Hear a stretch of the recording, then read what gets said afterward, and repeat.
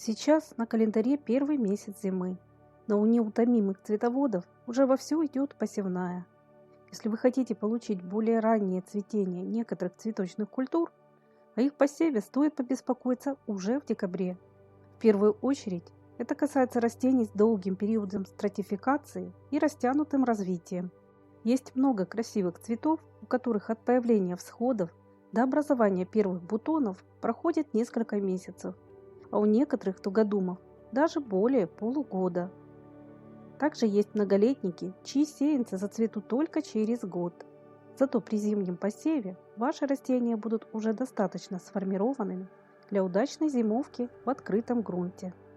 К тому же посев на рассаду – это занятие увлекательное и выгодное, так как семена стоят в разы дешевле готовой рассады и взрослых растений. Если вы хотите пополнить свою цветочную коллекцию новыми сортами красивой пеларгонии, ее лучше высевать уже в декабре. Конечно, проще всего размножить этот цветок черенкованием, но для этого надо иметь здоровые маточные растения. Пеларгонию ценят за ее неприхотливость, яркое и долгое цветение. К тому же есть немало сортов с декоративной двухцветной окраской листвы.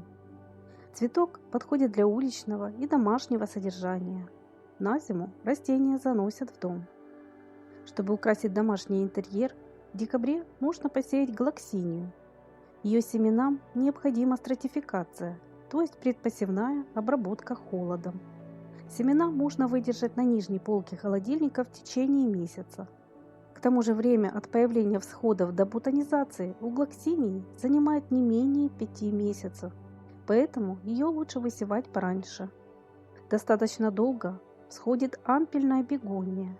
Цветок очень красивый, обильно, ярко и долго цветет.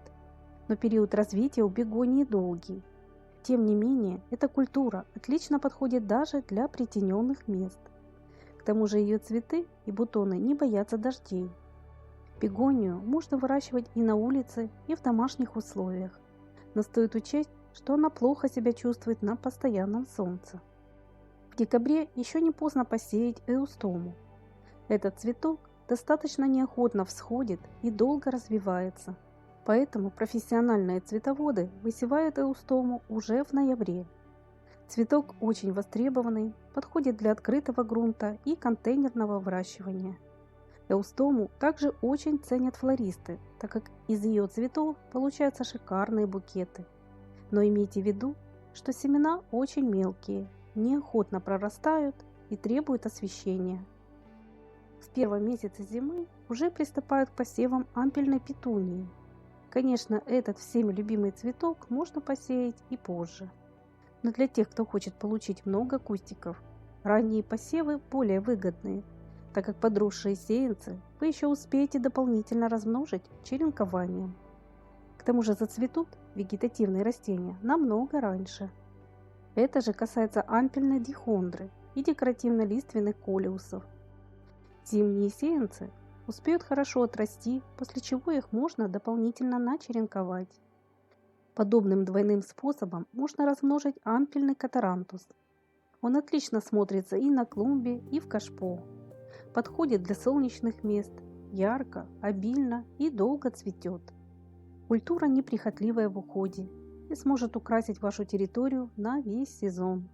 Конечно, при условии, если посевами катарантуса заняться пораньше. Уже в начале зимы многие высевают на рассаду ампельную виолу и вербену. Эти цветы всегда были и остаются популярными в озеленении наших садов. Вазонами с виолой и вербеной легко украсить самые разные места, преобразить вход в дом, террасу или балкон.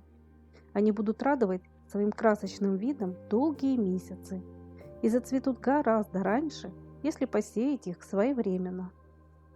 Обратите внимание на такой красивый и засухоустойчивый цветок, как газания. По-другому ее еще называют африканской ромашкой. Газания способна расти на открытом солнце.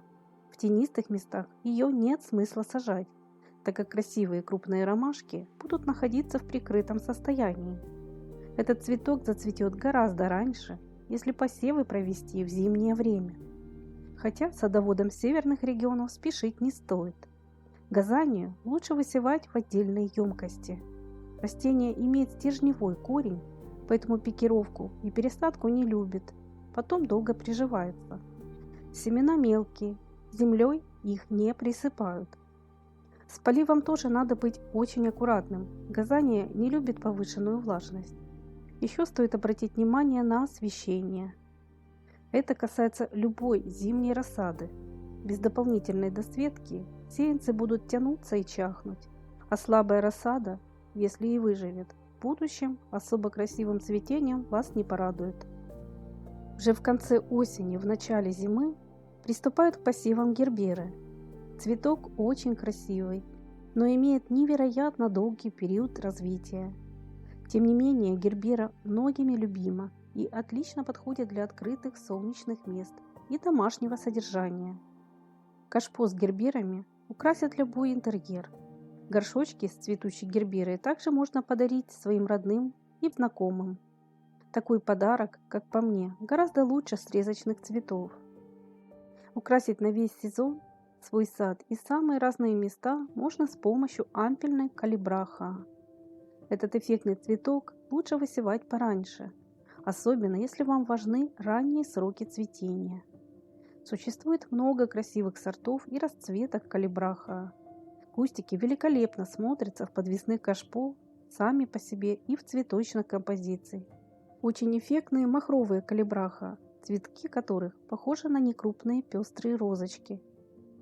Зимой можно приступать к посевам многолетних цветов для открытого грунта.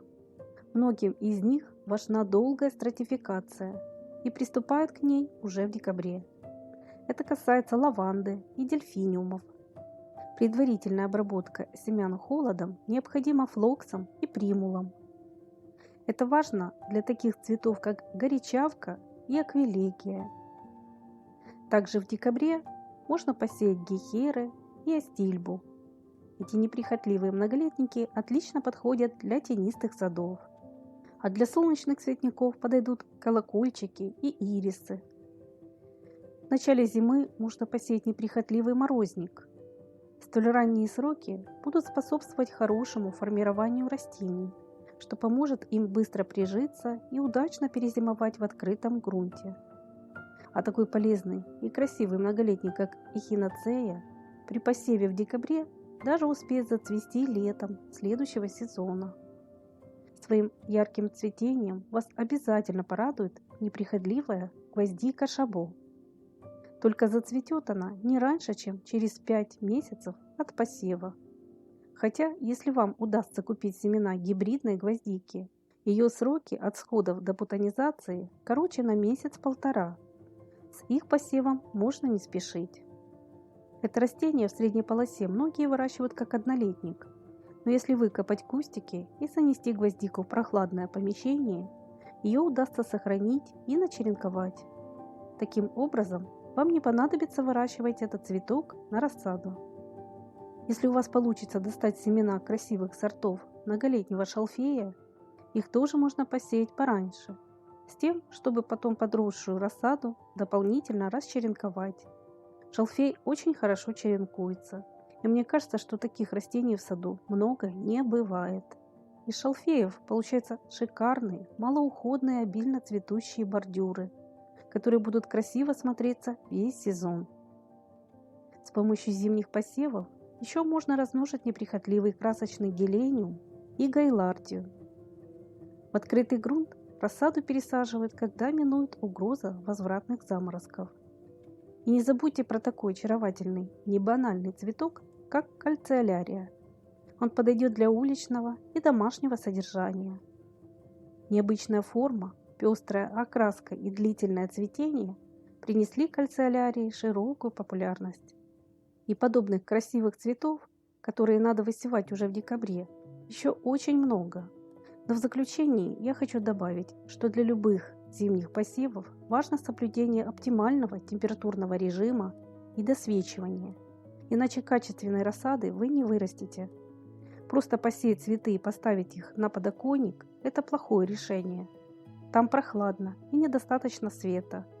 Учтите, что сеянцы придется обеспечить хорошим освещением не менее 12 часов. Но у ранних посевов тоже много своих плюсов. Ваши цветы зацветут гораздо раньше. Причем многие культуры вы успеете дополнительно размножить черенкованием и получить гораздо больше растений. Поделитесь своим опытом в комментариях. Какие еще цветы вы можете посоветовать для посева в начале зимы? Не забудьте также подписаться на наш канал, чтобы всегда быть в курсе и не пропускать выход новых роликов.